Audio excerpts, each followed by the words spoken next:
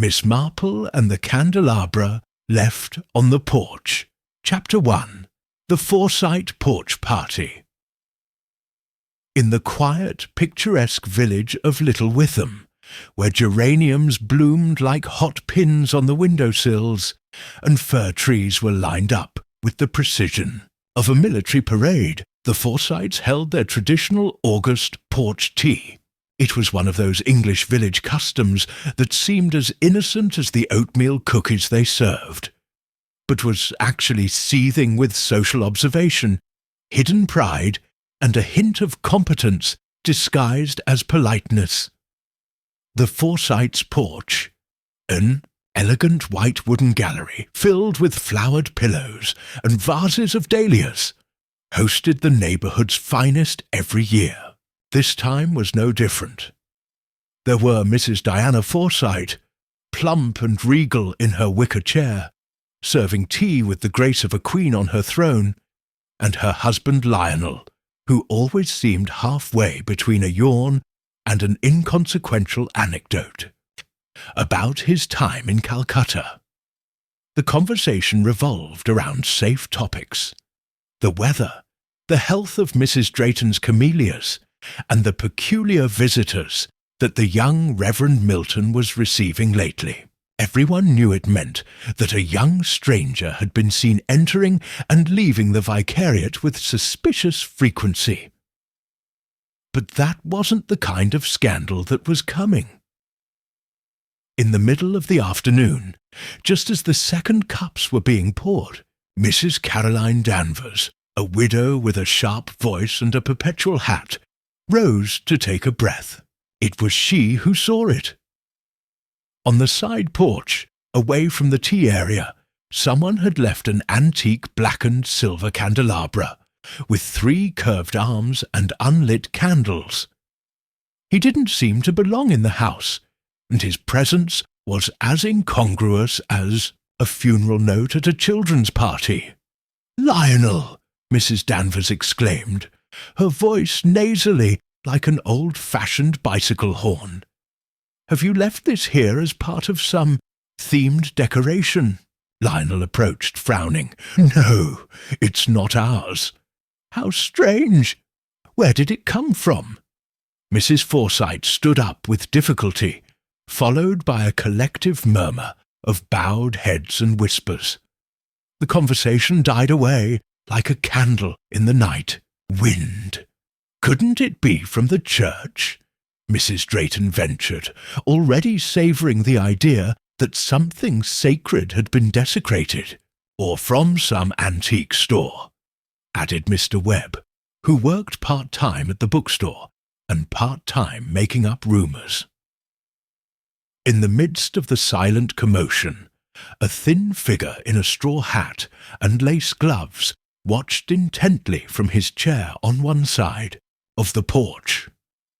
Jane Marple had not spoken a word, but her eyes, small, bright blue, were fixed on the object with an intensity that went unnoticed by most.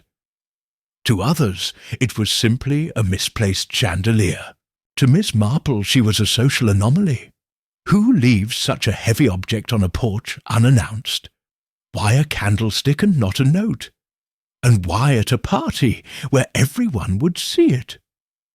That same evening, when the neighbours returned to their homes, enthusiastically commenting on the mystery of the candelabra, the Forsyte house remained empty and silent, until, just before 10, a piercing scream cut through the stillness like a knife. "Diana! Diana is dead!" It was Lionel Forsyte who screamed. He ran downstairs in his bathrobe and slippers, staggering to the door, where a neighbour, still walking back, became an involuntary witness to the horror. Diana Forsyte lay on the floor of her living room, her neck cocked unnaturally. There were no signs of forced entry or a fight. Only the chandelier, the same chandelier left on the porch, was missing. Miss Marple, in her home a few houses away, laid her sewing book on the table and calmly stood up. "I knew something wasn't right," he murmured, and so the mystery began.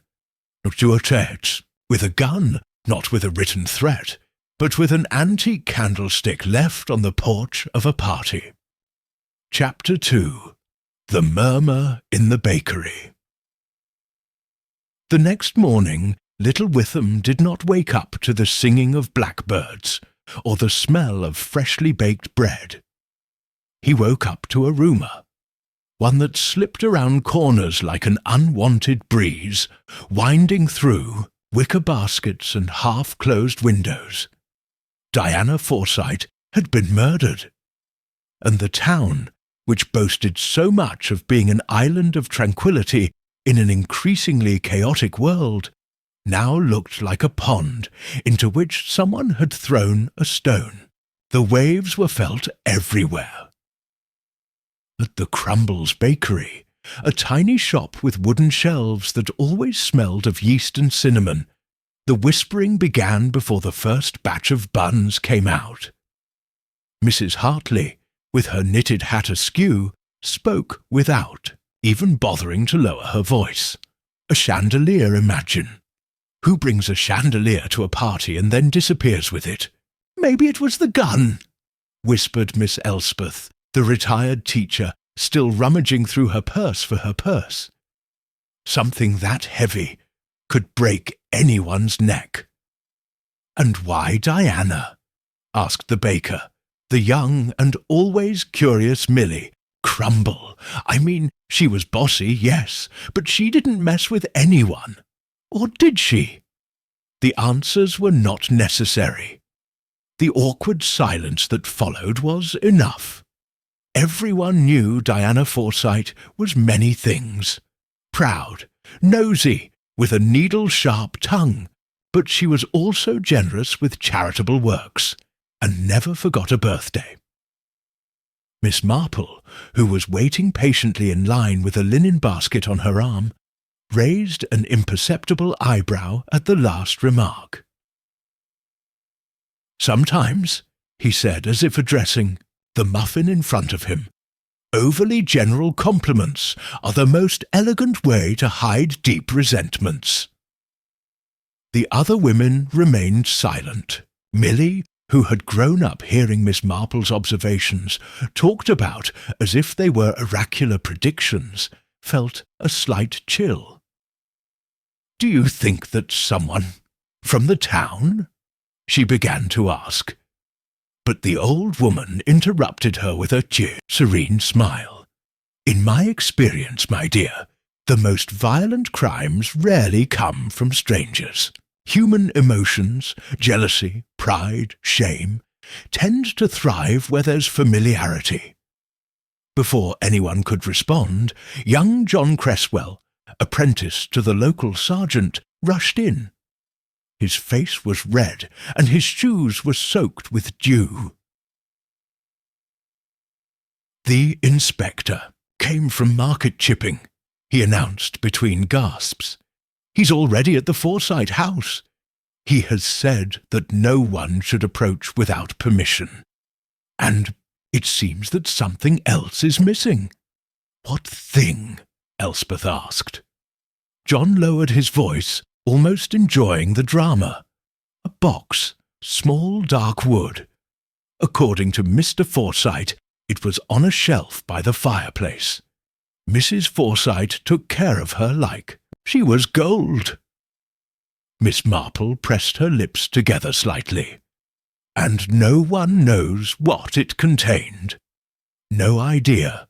Lionel says he was never allowed to open it. It was just Diana's." That was enough to turn the conversation into a whirlwind. A mysterious box, a missing chandelier, a death without witnesses. It was as if Poirot himself had come to play riddles. But as the voices rose, Miss Marple silently withdrew. With the basket on her arm, she walked slowly down the main street, greeting with a slight gesture the neighbours who looked at her with respect and, in some cases, with a certain discomfort. He passed by the tailor's window, where the mannequin was still wearing the linen jacket that no one had bought in 3 summers. As he turned the corner, he looked toward the Forsyte house, which now seemed less like an elegant residence and more like a scene of tragedy. The curtains were drawn, and there was an agent at the entrance. Everything was paused, as if time itself had held its breath. Miss Marple stopped in front of a neatly trimmed hedge. He caressed a leaf with his fingers and murmured, "A box that couldn't be opened, a chandelier that appears and disappears, and a woman with more enemies than she admitted to having friends." And then he remembered something, a stray phrase from Mrs. Danvers at the party. "She doesn't let anyone in the studio, not even Lionel. She says she needs her space to think. Private space. A place that Diana jealously protected. If someone had wanted to find something, or steal something important, they would have had to get in unnoticed, or perhaps having hidden in broad daylight among the party crowd." Miss Marple continued on her way calmly, like someone going to pick up a prescription or visit a niece, but inside the pieces were already beginning to turn. It was not the evidence that would solve this crime. It was the subtle logic of human behavior, wounded pride, and the secrets that small towns bury under their flower gardens. Chapter 3. The Box That Nobody Should Open. Inspector Geoffrey Hargreaves was a solid-looking man, with a trim moustache, a jacket always a little tighter than necessary, and a well-cultivated aversion to mysteries that smacked of strangeness. He preferred simple robberies, fights that ended fatally, crimes where the evidence lined up like well-trained soldiers. The Forsyte thing, on the other hand, was a mess. He was now in the private study of the late Diana Forsyte, an upstairs room that smelled of old paper and furniture polish. There was a window overlooking the back garden, a slightly frayed Persian rug, and several shelves filled with books on botany, heraldry, and genealogy. On an empty shelf next to the fireplace there was a faint rectangular-shaped dust mark. "This is where the box was," Lionel Forsyte confirmed, his voice dull. His hands were clasped and his cheeks were grey. "Diana said it was confidential. Staff. He never let me open it." The inspector looked at Mr. Forsyte without saying anything, assessing whether this sudden sorrow was genuine or a facade. "Did you know if the box contained documents, jewellery, cards? Don't know. Oh, I suspect it was something from his past. Diana came from a somewhat peculiar family, people with strong character. He always said that there were things that should stay buried. Did he have enemies?" Hargreaves asked bluntly. Lionel blinked, surprised. Enemies? Well, she was a firm woman. He had opinions, and he shared them. "Any recent arguments?" "You argued with Mrs. Danvers last week over a charitable donation, and with the gardener Turner about pruning the bushes, but nothing violent." The inspector said nothing more. He looked down at the empty shelf and then at the floor. An impeccable rug, no visible marks.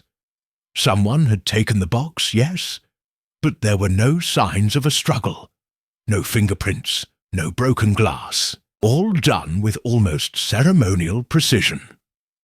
At that moment, one of the agents poked his head around the door. "Sir, Miss Jane Marple is downstairs. She said she didn't want to interfere, but she had something to discuss." Hargreaves sighed. "I already knew Miss Marple, of course. Everyone in the region knew her. He had solved more than one mystery simply by looking closely into people's souls, as the locals said in half-reverent, half-exasperated tones. He found her sitting in the greenhouse, next to a ficus. She had declined the offer of tea and was busy slowly untwisting a lace glove, as if her fingers were also thinking. "Inspector," he said with a kind smile, "I'm sorry to interrupt." "Don't interrupt, Miss Marple." "What have you observed?" She bowed her head. "I was wondering if anyone had asked about Mrs. Crabtree." "The housekeeper?" "Yeah, he's been with the Forsytes for 5 years. Yesterday I wasn't at the party, which seemed strange to me, since he usually handles service at events." Hargreaves made a mental note. "Do you know where it is?" "No, but perhaps it would be a good idea to pay him a visit. I found her very upset the last time I saw her, a week ago, as if something was eating her inside." The inspector nodded and prepared to say goodbye, but Miss Marple added something else, as if she hardly remembered it. "And by the way, Inspector, have you noticed that the chandelier was not Victorian, in style like the rest of the decoration? I would dare say it was from the 18th century. Possibly French." Hargreaves frowned. "How do you know?" Miss Marple smiled softly. "I had a suitor in my youth who restored antiques. He talked to me more about chandeliers than about love, but I learned some useful things." The inspector could not avoid a slight gesture of respect. "I'll keep that in mind. Thank you." As she left, Miss Marple turned her head slightly towards the garden. A shadow moved between the hedges. Not a real shadow, but the idea of someone who avoided being seen, someone who knew the house well, its entrances and its secrets. That night, while the town murmured new theories, from an accidental thief to a Masonic conspiracy, Miss Marple knitted quietly in her living room. Each point that advanced was a hypothesis, each loop a connection. Not everyone at the party had been invited. Not all those who mourned Diana were sincere. And not all closed boxes are closed because of what they contain, but because of what they could reveal. Chapter 4. The Shadow Behind the Hedges. The next morning the sun crossed the sky as if unaware of human crimes, and in Little Witham the air was deceptively calm. Church bells rang in the distance, and the smell of damp earth wafted through the carefully manicured gardens. But something had changed. The conversations were no longer about rose bushes or lemon recipes. It was spoken in whispers, cautiously, with that tone you use when you fear that the walls can hear. At the Forsyte house, Inspector Hargreaves returned early. This time he was not greeted with tea or formalities. Lionel Forsyte seemed more upset than the day before. He had slept little, as he confessed, and his responses were sharper, more clumsy. "I don't remember if Diana ever mentioned losing the box," she said, her hands shaking. "Only that it was important, that it should be kept sealed." Was it locked?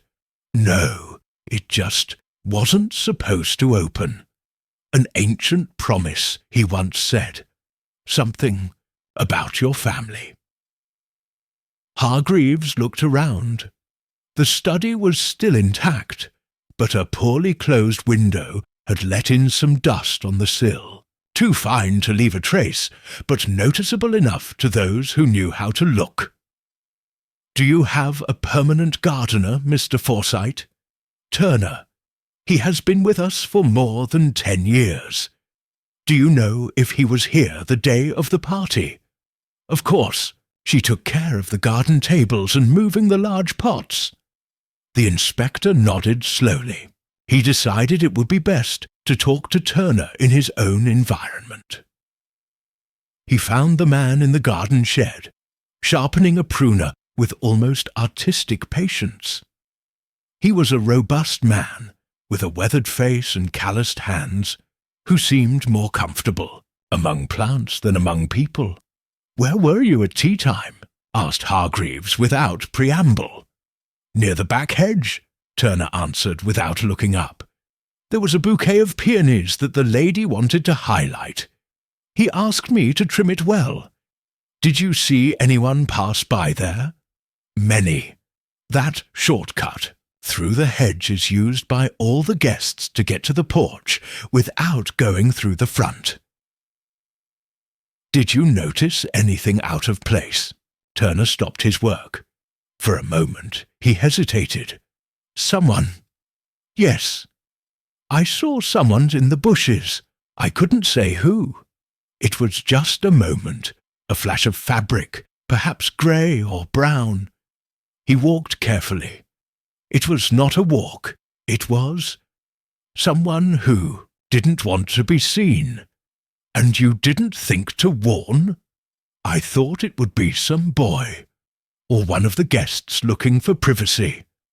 I don't go where I'm not called, Inspector." The gardener returned to his work. Hargreaves, without further questions, returned to the main entrance, but something stopped him. In a corner of the back hedge he saw a broken branch, almost hidden. He crouched down. At the base, half buried in the ground, a button, small, mother of pearl, ancient. Meanwhile, at the other end of town, Miss Marple had decided to visit Mrs. Crabtree, the housekeeper. Their house was a modest building, with vines climbing up the porch and a door that creaked open.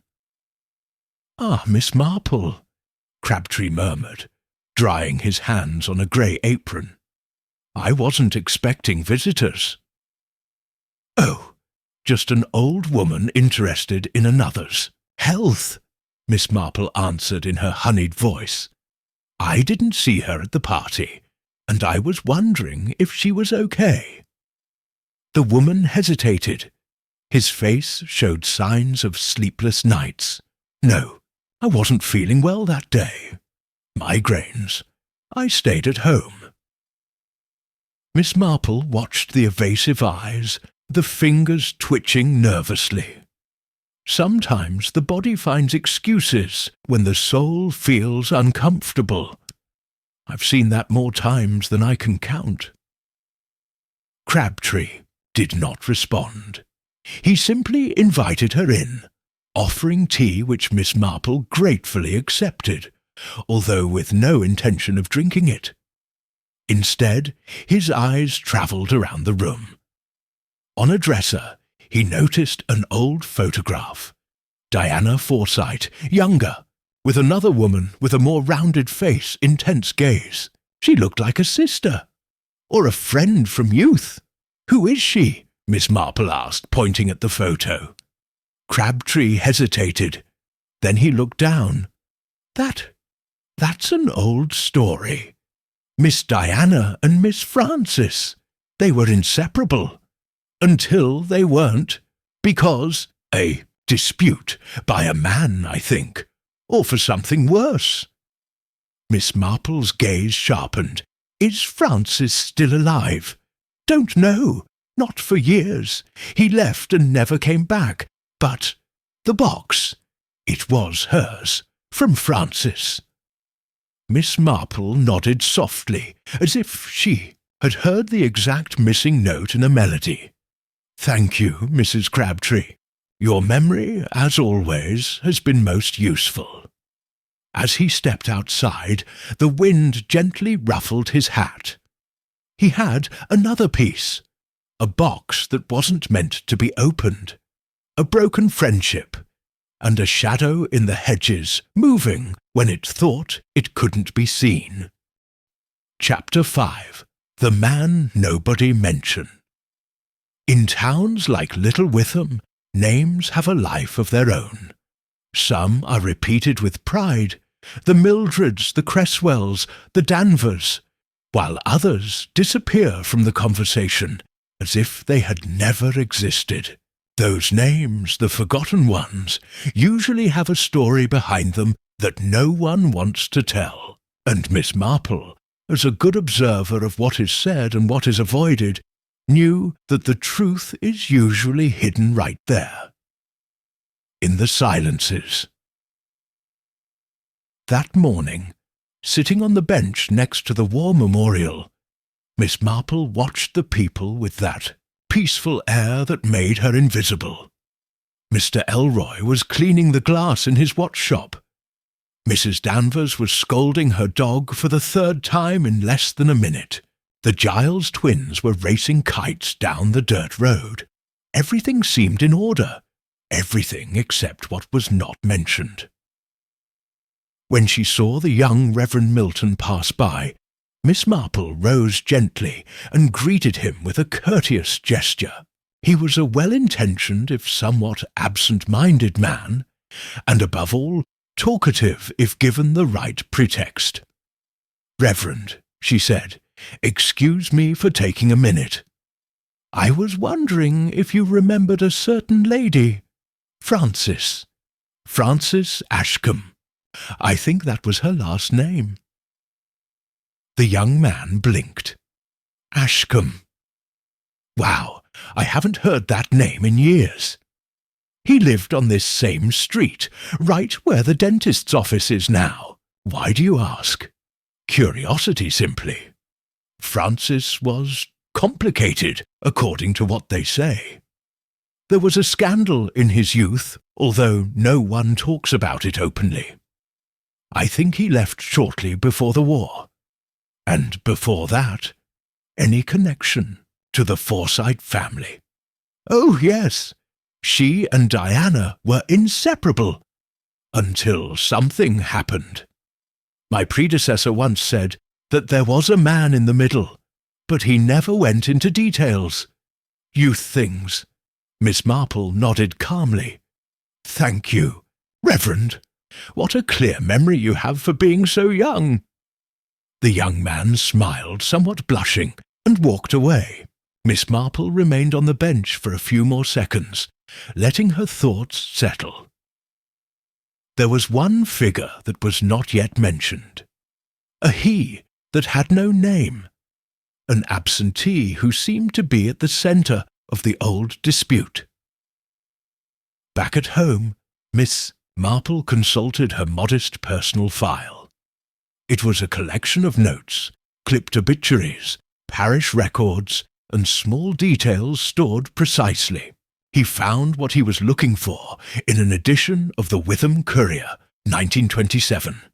Engagement announced between Diana Fairley and Charles Everley of Linton House. Charles Everley, a lost name, and yet something about that last name made him frown.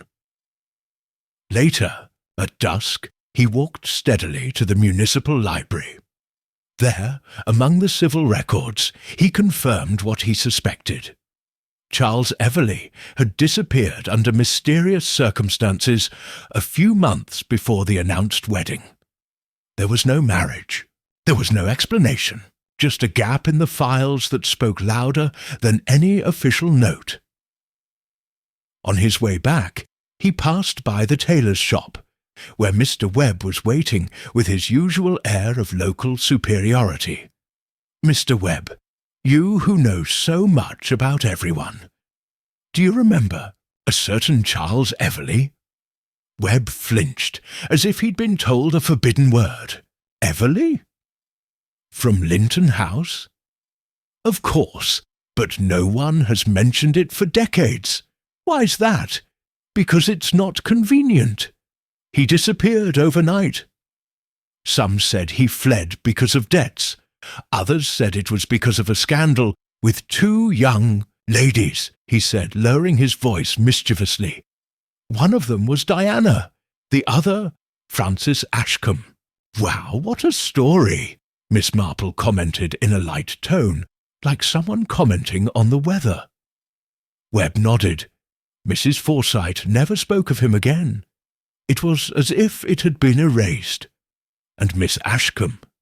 Well, she left soon after. Miss Marple thanked her and left the shop, leaving the tailor with more questions than answers.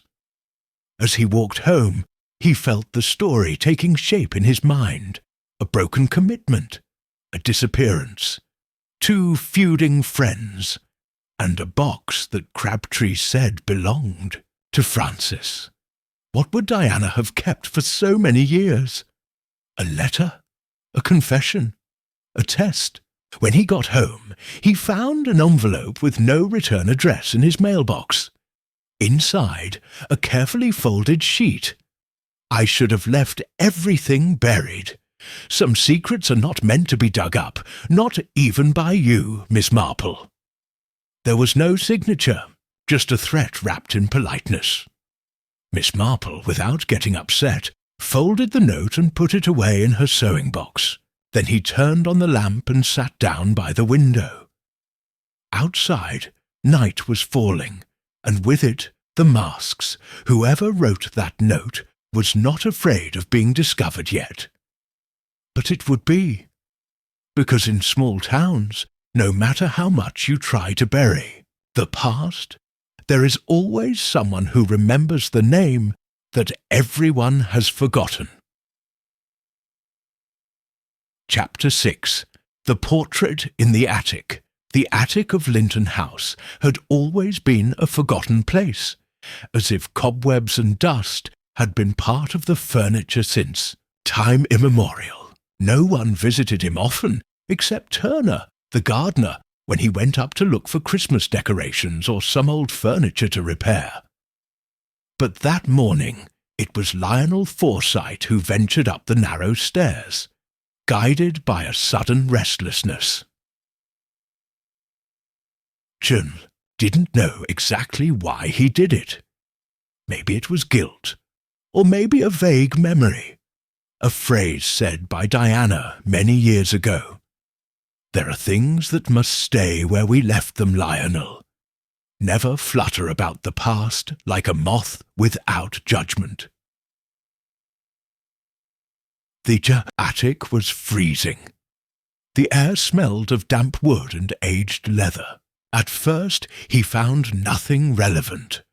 Boxes of old hats, a broken chair, rolled-up rugs, and trunks closed with iron straps. But it was behind a closet, covered with a dusty blanket, that he saw it. A painting. It was a portrait. The oil painting had lost some colour, but the figure was still alive in its expression. A young man with dark hair, intense eyes, dressed in a grey period suit. The signature in the bottom corner was barely visible. F.A., 1926. Lionel froze. He was no artist, but he recognized the expression on the face. It was the same face that he had seen years ago, in a photograph that Diana kept, one that she said she never wanted to show. In the same corner, covered by a yellowish sheet, he found something else. A wooden box with a worn brooch. It wasn't the box missing from the studio, but it looked similar. This, however, was not locked. He opened it carefully. Inside, there was a letter. The paper was carefully folded, as if its contents should be kept intact even longer than the container that held it. It began with a firm handwriting. Dear Diana, if you ever decide to watch this, you will know that it was never your fault, that what happened that night was my decision. I am leaving not out of cowardice, but because this place can no longer contain the 3 of us without destroying us. Lionel didn't read any more. He immediately put the letter away and closed the box, as if he feared the past might escape from it in the form of a ghost. Hours later, sitting in his office with an untouched glass of sherry, He decided not to tell Inspector Hargreaves about the discovery. Not yet. Neither about the painting nor about the letter. Maybe tomorrow, he told himself, or next week, when things were clearer. But Miss Marple was not a woman who depended on voluntary confessions. That same afternoon, while having tea with Mrs. Withers, a distant cousin of Diana's who had come to express her condolences with exaggerated sobriety, he asked a simple question. "Do you remember any portraits that hung in Linton House before the Forsyte wedding?" Mrs. Withers frowned. "Oh, yes, there was a beautiful portrait in the hall, from a very handsome but mysterious young man. It didn't have a name. They just said he was an acquaintance. And what happened to him? Diana took it down before she got married. She said it wasn't appropriate to keep pictures from times gone by, although many said it was painted by a friend of hers. Frances, I think her name was." Miss Marple smiled slightly and took another sip of her tea. "Interesting what we consider inappropriate, right? Some keep letters, others portraits. But we all, in the end, keep something." When Inspector Hargreaves turned up that evening to update her, Miss Marple greeted him cordially. "Inspector, have you considered that the candelabra may not have been just a weapon, but also a message? A message. What kind of message? A symbol. Something that only the victim would understand. Something related to the past." The inspector looked at her curiously. "Are you suggesting that Diana Forsyte knew who would kill her?" "I'm suggesting that you recognize the chandelier. That his presence did not surprise her. Maybe it was a sign agreed upon long ago. Maybe from someone who had disappeared." The silence stretched between them, until the inspector said, "We found a button near the hedge, as I mentioned. It is made of old mother-of-pearl, but no one has claimed clothes with that type of button. What if it belonged to someone who shouldn't be at the party? Someone who slipped in, not by mistake, but by desire for justice. Or revenge?" Hargreaves leaned forward. "Do you have anyone in mind, Miss Marple?" She didn't respond immediately. His eyes were fixed on the window, where the fog was beginning to cover the hedges like a blanket of secrets. "Not yet, Inspector. But portraits. Sometimes they look beyond the frame." And as night closed its circle over Little Witham, a solitary figure watched Linton House from a distance. With a hat tilted, his jacket buttoned up to the neck, and one hand in his pocket, feeling for the absence of a missing button. Chapter 7. The Seamstress's Confession. Early the next day the rain descended on Little Witham with the timidity of a memory. The drops slid down the windows like thoughts that didn't want to leave, and the persistent mist made the streets seem narrower, the gardens quieter, and the secrets heavier. In her sewing-room, Miss Marple knit without haste, her fingers moving with the precision of someone who has solved many riddles, some with wool, others with silence. A letter from Inspector Hargreaves lay next to her tray of biscuits. We found footprints at the base of the hedge, too small to belong to an adult man, maybe a woman, or someone with thinner shoes. We still have no clear clues. Miss Marple had seen feet like that, and I knew that a woman who wanted to go unnoticed would choose the simplest, the most forgettable. Flat shoes, a dull fabric, an ordinary face. That same morning he decided to visit Gladys Mott, the town seamstress. He had his workshop in one of the back alleys, a corner always scented with starch and button wax. Gladys, with a small build and hair tied back in a tired bun, was a woman who observed more than she spoke, but who could not resist Miss Marple's presence, as if she feared that her blue gaze could see between the seams of the soul. "I've come for a button," said Miss Marple as she entered, with a charming smile. "An old one. Mother of pearl, if it's not a bother." Gladys blinked. "Oh, sure. Do you have a garment to repair?" "No, just curious. I'm wondering if you've worked with that type of button lately." Gladys hesitated. A slight tremor ran through his hands as he opened a small wooden box. Inside, there were dozens of buttons, but Miss Marple had already seen it. One was missing. The space was empty, but the thin outline of dust said there was once one there. "I heard," Miss Marple continued lightly, "that someone dropped one near the Forsyte hedge. Funny, isn't it? So many people moving through the bushes, and nobody saw a thing." I can't say," Gladys murmured, without looking up. "Do you know, my dear, what has always fascinated me about your work?" asked Miss Marple thoughtfully. "That seamstresses know all the secrets without asking questions. Ripped hems from rushing, rips in places no one would admit, stains hard to explain, and yet they patch everything up without judging." Gladys pursed her lips. It looked like an internal seam was about to tear. "I didn't want to do it," he said finally, his voice barely above a whisper. "I just helped. Nothing else.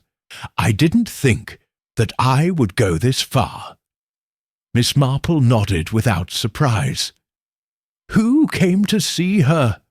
"A woman, but not from the people. It arrived a week ago. He asked me to adjust a long old coat, one of those that is no longer used. I wanted it to reinforce the buttons, the mother-of-pearl ones. Did he give a name?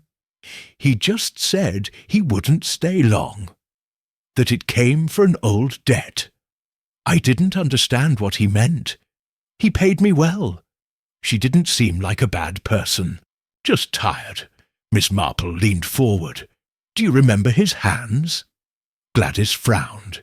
Yes, her nails were manicured but unpainted. There was ink on the fingers, like I wrote a lot, and an accent, not quite English. He looked like someone who had lived abroad." The old woman stood up gently. "Thank you, Gladys. You haven't done anything wrong. Just a patch, like many others. But this patch was for someone who came to cut the past into strips. When Miss Marple came out, the rain had stopped." He walked towards the church, where the garden was slowly clearing. There was Inspector Hargreaves, looking down the wet gravel road. "A woman, then," he said, when Miss Marple shared what she knew. "A visitor. Anonymous. You know, that fits with a statement we received this morning. Mrs. Mildred says that a guest occupied the attic room at her boarding house for 3 nights. He never came down to breakfast. Prepayment. He left at dawn yesterday. Did he leave a name? Yeah, Anne Fairley." Miss Marple stopped short. Fairley was Diana's maiden name. What if Anne was none other than Frances, using her former friend's name as a mask? The inspector nodded, his expression graver than usual. "If it's her, she's back. But we still don't know if he seeks justice or revenge." Miss Marple looked up at the sky, where the fog was slowly beginning to lift, slowly revealing the clear outline of the church and the ancient tombstones. "We'll find out, Inspector," he said, "because shadows cannot be hidden forever, when the light begins to look. Chapter 8. The Name on the Forgotten Grave. Little Witham Cemetery, west of the village, was covered in a low mist that clung to the stone angels and marble crosses, as if it knew the dead still held secrets. The paths between the graves were uneven, covered in ancient gravel and wildflowers no one had planted. There, between family mausoleums and moss-covered headstones, lay a forgotten section. Not abandoned, not quite, just overlooked. It was there that Miss Marple directed her steps that morning, accompanied by her curved-handled cane and a cloth bag with a notebook, pencil and lace handkerchief. It was not unusual for her to be seen walking through the corners of the cemetery. He said he did it to remember the names that time insists on erasing, but that day I was looking for one in particular. The name Fairley was not common in Little Wytham. Although the family had lived there for generations, many of its branches had left or merged with other surnames. Diana was one of the last visible bearers of the name, and yet, on a tombstone almost hidden under a spontaneous vine, Miss Marple found what she was looking for. Francis M. Ashcombe, 1902–1930. Everything he loved in silence. Miss Marple knelt with difficulty, pushed aside the sheets, and looked at the engraving carefully. A lily flower had been beautifully carved in the bottom corner. The curious thing was not the date. It coincided with Francis's supposed disappearance. But what it was missing, no mention of family members, no exact date, no religious symbol. It was a hastily placed tomb, as if someone wanted it to be remembered, but not too much. A few minutes later, Inspector Hargreaves arrived, guided by a message sent by Miss Marple that same morning. His raincoat shone slightly from the dew, and his face had that mixture of annoyance and expectation that out-of-protocol clues caused him. "What do we have here?" And then he asked when he saw the tombstone. "A name, a date, and a lie," Miss Marple answered bluntly. "Francis Ashcombe did not die in 1930. At least, not physically. How do you know? Because he's here now, walking our streets under another name. It's not an intuition, Inspector. It's emotional logic. Nobody sends threats by letter if they are buried." Hargreaves crossed his arms. "Suppose you're right. Why would anyone want to fake their death? To disappear from the map? To escape social judgment? Or to protect yourself? Maybe even protect someone else?" They both remained silent for a few seconds, while the wind blew dry leaves between the tombstones. "And who ordered the tomb?" the inspector asked, looking around. "Because someone had to do it." Miss Marple pointed towards the north wall of the cemetery. "The parish record book should say so. But I have already spoken to Mrs. Redley, the sexton's assistant." He confirmed to me that it was Diana who paid for this tombstone. Hargreaves opened his eyes. She paid for the grave of a woman she never mentioned again. Exactly. As a form of mourning or penance. But what's really interesting is not the tomb, Inspector. It's the fact that no one has visited her in years. Nobody until this week. How do you know? Because the ground is removed.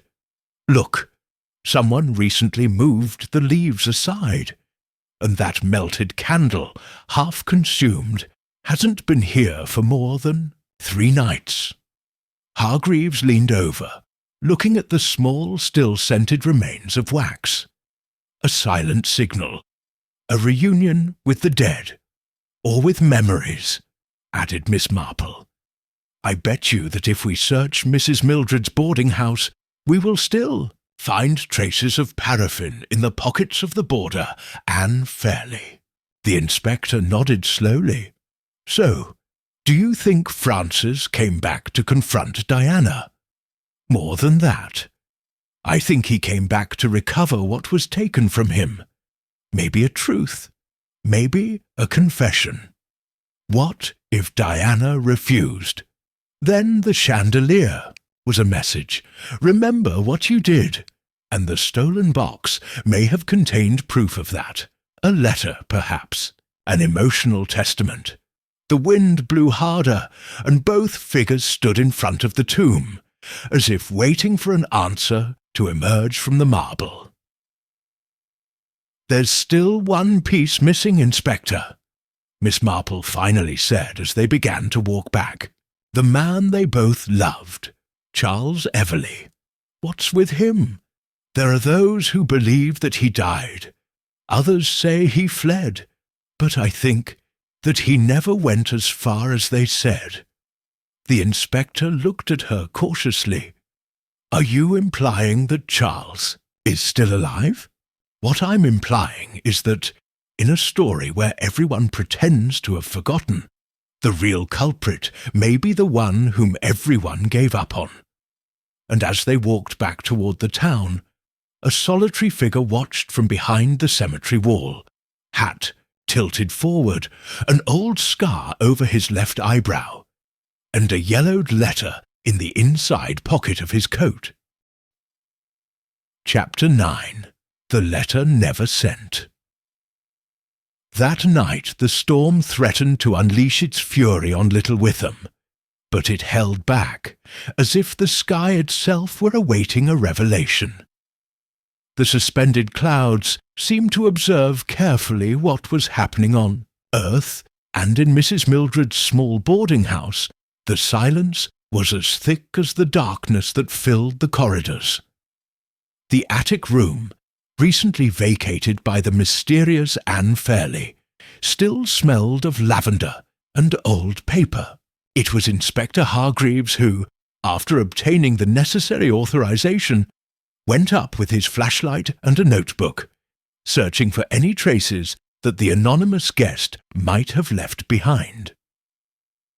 The place was meticulous, with no obvious signs of rush. The bed was made, the mirror covered with a handkerchief, and the window bolted. There were no suitcases or forgotten clothes, only a single clue. An envelope without a return address, hidden under the cushion of the window seat. He found it by chance when he sat down to examine the view the street offered. It was an unopened envelope, addressed in slanted handwriting, for those who still remember the truth. The inspector quickly descended, but instead of heading to the police station, he took an instinctive detour towards St. Mary Lane, where Miss Marple lived. He found her in her living room, sitting by the fire, knitting in silence. Without needing any explanation, she looked up, as if she were already expecting him. "Anything new, Inspector?" he asked with an almost knowing calm. "A letter, without clear recipient. But I think you should read it first." Miss Marple took the envelope gently. He opened it without breaking it completely, as if the act of reading was also a form of resurrection. The letter, handwritten, without signature or date, said the following: "When I left, I thought the pain would be left behind. But you don't. Escape what you haven't fully understood. Diana took from me the only thing I ever wanted without ambition. Not Charles. He was just the vehicle. What she took from me was the possibility of being heard. They painted me as a traitor. They buried me alive in a story I didn't write. I just wanted justice. This letter is not a threat. It's a warning. Silences kill more slowly, but they kill just as much. If you read this, it means that I didn't know how to forgive, or that Diana didn't want to repent.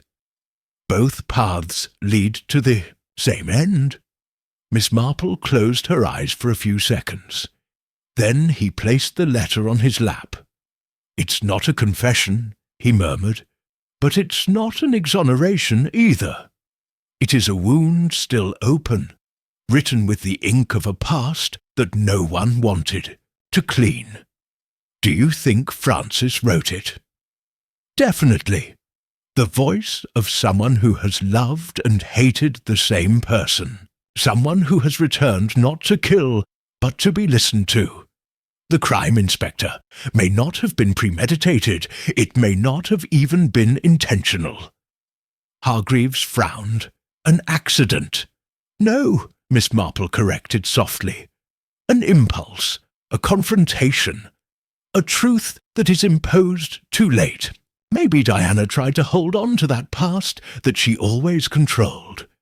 And someone, tired of being a shadow, reacted." The inspector nodded slowly.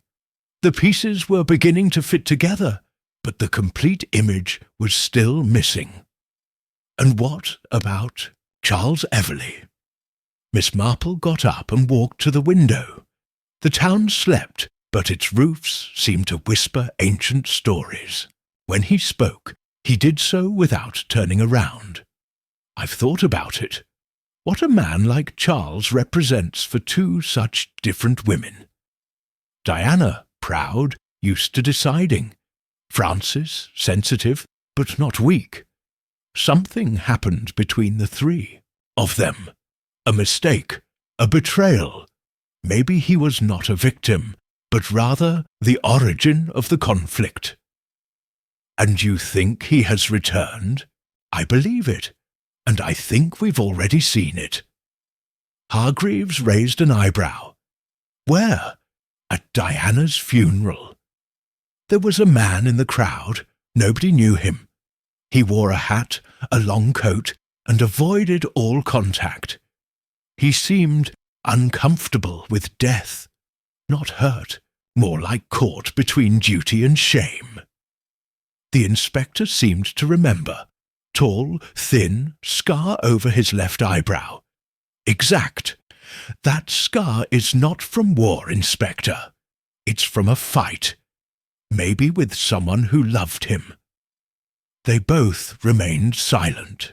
The fire crackled, as if celebrating the progress of reasoning. Finally, Miss Marple spoke again. "Charles never died. He hid. Of his fault, of his actions. Maybe Diana protected him.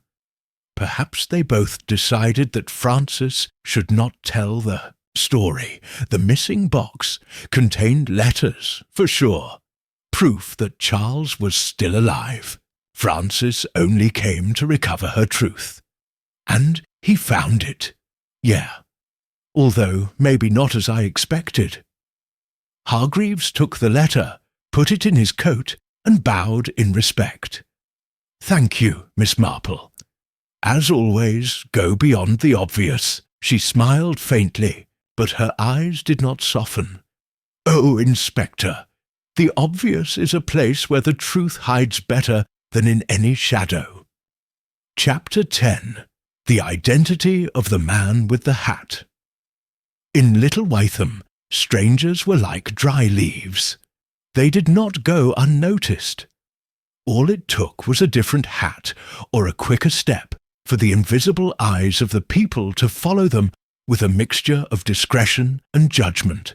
That's why the man who appeared at Diana Forsyte's funeral, dressed in a dark coat and a tilted hat, had aroused curiosity. But, like in any community that prides itself on not getting involved in what doesn't concern it, even though it does, it all the time, no one openly asked about him. Nobody except Miss Marple. During the morning, the old woman toured the town with a clear objective, although she pretended to look in shop windows. He spoke briefly with Mrs. Redley in the flower shop, exchanged words with the postman at the mill corner, and stopped before Mr. Larch's antique shop, where more secrets were discussed than watches were sold. "Do you remember, Mr. Larch, that gentleman who attended the funeral wearing a grey hat?" he asked, fondling a cracked music box. "Of course, Miss Marple. He had the look of someone who has been avoiding mirrors for many years. He bought an old pipe. He said he used to smoke, the same one, when everything was simpler. Did you pay by card? No, in cash. But he asked if he could leave a letter. He said someone would come pick her up." Miss Marple straightened with interest. "Can I see it?" The antique dealer hesitated only a second. With a shrug, he pulled out a small letter wrapped in brown paper, tied with a thin thread. "It has no sender, but it is addressed to M.A., said Marple, took it in his hands. "M.A. Miss Anne, Miss Ashcombe. And has anyone claimed it?" "No one yet." "Then let me keep it, Mr. Larch. Not out of intrigue, but out of prevention." The man nodded, and Miss Marple left with the letter in her purse, without opening it. Not yet. The moment would come. Meanwhile, Inspector Hargreaves had sent one of his officers to check the guest records of neighbouring inns. It was, in the Fox and Fiddle, a discreet establishment on the outskirts of town, where they found the name Michael Arden. Registered 4 days ago, missing 2 days ago, and in the physical description, tall grey hair, scar over the left eyebrow. Charles Everleigh had returned under a new name. But his face, it seemed, still told the true story. That afternoon, Hargreaves showed up at Miss Marple's house with the findings. She received him in her living room, where the tea was already steaming, and a small box of freshly baked shortbread rested on a tray. "Michael Arden," Miss Marple repeated, sounding almost wistful. "What a carefully chosen name. The initials match those of Charles Everleigh. Coincidence? I doubt it. We have your signature on the record," said the inspector. "If we could find an old letter written by Charles, we could cross-check it. There's no need." "He left this one," answered Miss Marple, showing the letter wrapped in thread. They opened it with caution. Inside was a single sheet handwritten, "Francis, I didn't come back because I was afraid. Not of the scandal, not of Diana, of you, of what I had done to you. I thought silence was forgiveness. Now I understand that it was abandonment. If you read this, I will be in the old garden of the ruins of Linton. I have nothing more to give you, only the truth, and my last days." Hargreaves exhaled slowly. "So he planned it all. Return. Wait." "And maybe he wasn't the one who killed Diana," said Miss Marple, narrowing her eyes. "Maybe it was Diana who confronted him in anger, with a final need for control. And in that crash, something broke. And Francis? Francis came to see if there was still some justice. But maybe it came too late, or too early." That same night, the inspector and Miss Marple walked together to the ruins of Linton House, where a neglected garden had swallowed the story of a family torn apart by pride and betrayal. Sitting on a lichen-covered bench, with his hat in his lap and his gaze fixed on a point beyond the present, Charles Everleigh was waiting for them.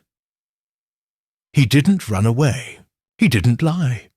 He just said, "I thought the past could be closed like an unsent letter, but some truths continue to drip."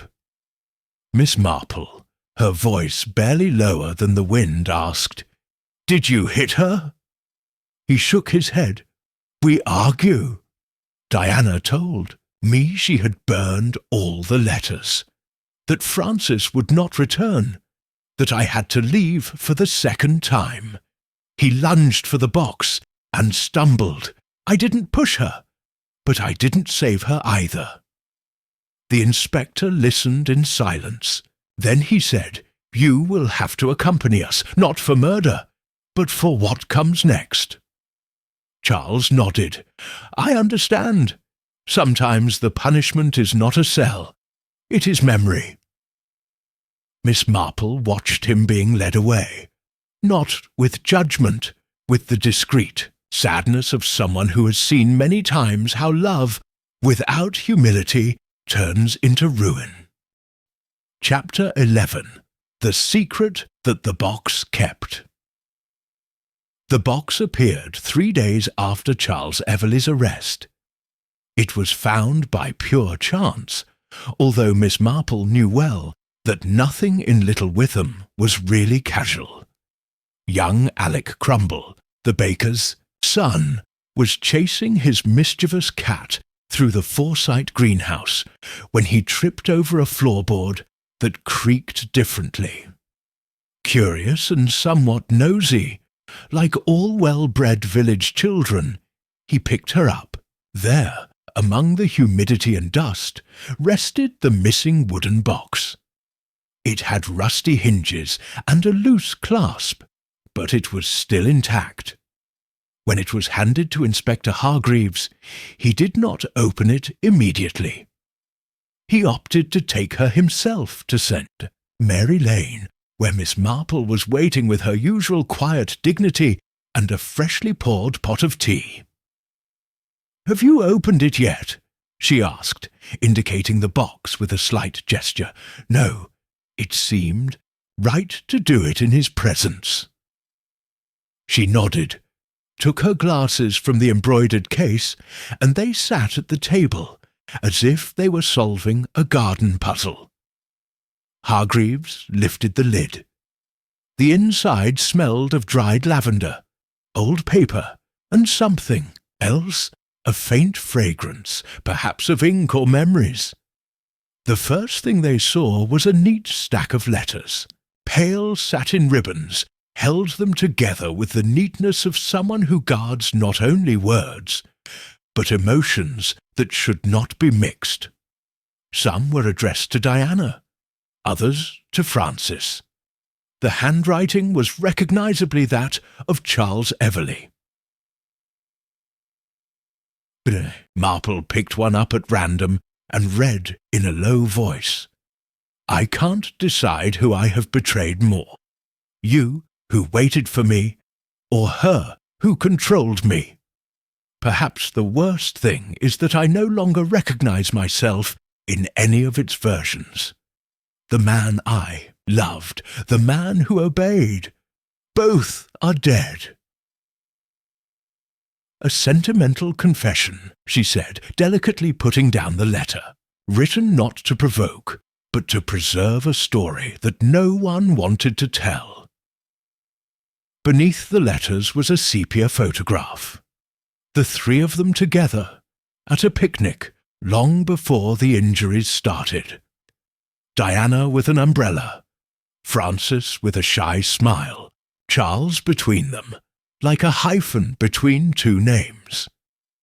On the back, someone had written, "Summer of 1927. Everything seemed eternal." And finally, at the bottom of the box, a thick, unopened envelope. It had no address, but a single word in large letters. Testament.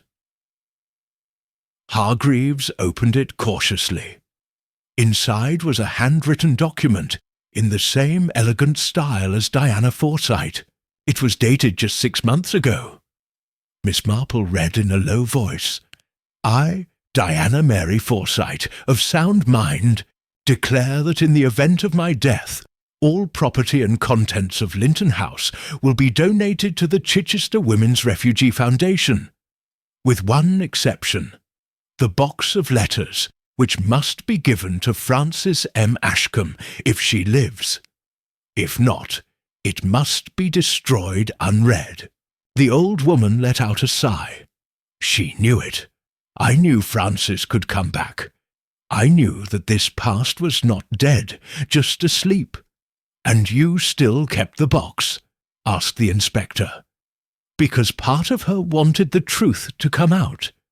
Maybe not enough to seek it out, but enough to not hide it completely. It was her way of asking for forgiveness without admitting it out loud. Hargreaves nodded silently. A part of him still wanted to find more tangible, more conclusive evidence. But in crimes of the heart, the concrete is rarely the most revealing. You think Frances will read these letters if she's still around? Miss Marple looked out the window. Outside, the daffodils were beginning to droop under the weight of the rain. Frances has already read what she needed. The letter in the store, the tombstone, Diana's silence. Everything has spoken to him. But I don't know if he'll come back for the box. Some truths, Inspector, once recognized, no longer need to be revived. That afternoon, the box was sealed and taken to the police station, awaiting what the will would decide. Charles Everleigh, still in custody, had fallen into an almost apathetic state. He confessed to the encounter, reaffirmed that he had not pushed Diana, but offered no defence. He seemed more willing to be judged by the years than by the law, and Frances Ashcombe was never seen again. Her room was rented by another guest. Mrs. Mildred commented that the woman left with a little luggage, but with a lighter look on her face than when she arrived. Miss Marple, in her garden, trimmed the withered branches of her favourite rosebush with scissors. As he did so, he murmured, "Some wounds are not healed with justice, but with understanding, and others just wither away in silence." Chapter 12. Return to the Porch. It was a spring afternoon when little Witham, with his usual discretion, tried to return to normal. The breeze smelled of rosemary and wet earth, and the singing of the blackbirds over the cemetery hedges seemed to have regained its carefree tone. But Diana Forsyte's death still hung like a long shadow, especially in conversations that were interrupted by seeing someone passing by on the street. Linton House remained closed, waiting for the will to be resolved. The flowers of the garden, without Turner's care, grew tangled, as if they wanted to cover the secrets that were born among its paths. Only once again would the porch receive visitors, not for a party, but to close a cycle. Miss Marple, informally invited by Inspector Hargreaves, returned to the crime scene for the last time. Police had completed their formal investigation. No murder charges would be filed. The official cause was an accidental fall during a domestic altercation. But there were still details to clarify, details that only she seemed to consider essential. The Inspector received her next to the porch, where the sun turned the old wood golden and the air smelled again of dahlias. "I thought it would be appropriate for you to be here," he said bluntly. "After all, this started with a party, and with Eve, a candelabra, and it ends with an understanding," Miss Marple responded, looking at the place where that object was found, already recovered, and now in the possession of the police. Hargreaves nodded. "Charles Everleigh has agreed to testify as a witness. Dear Ashcombe has disappeared without a trace, just like you did the first time," said Miss Marple. "But this time by choice, not by obligation. which, for a woman of her mettle, is a form of justice, they both entered the now empty house. The echo of his footsteps was more noticeable than ever. Arriving in the drawing-room, Miss Marple stopped in front of the shelf where the box once rested. "Can?" he asked, pointing to a chair. "Of course," said Hargreaves, settling himself in front of her. Miss Marple laced her fingers together in her lap. Her voice was calm, clear, as if she were weaving a blanket with words.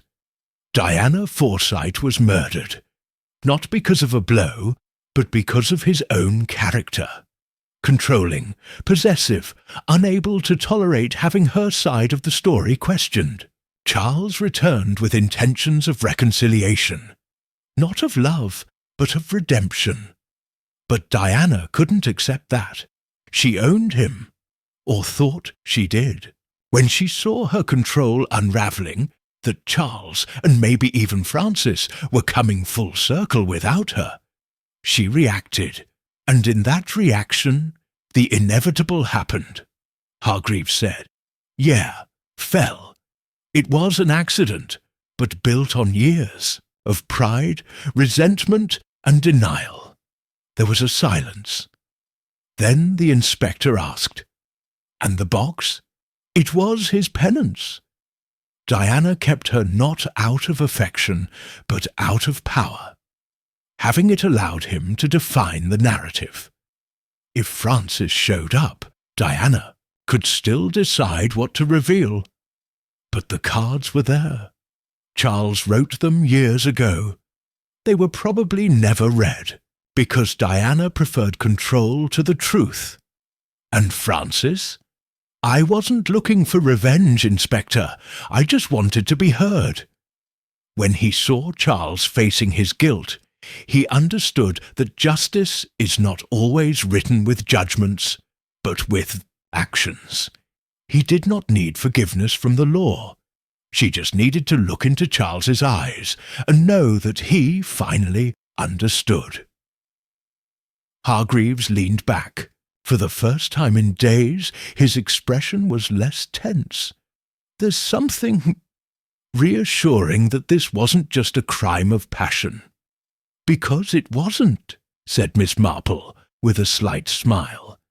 "It was an emotional crime, a story without complete redemption, but with a truth that emerged despite the silence." She stood up gently, smoothing her skirt.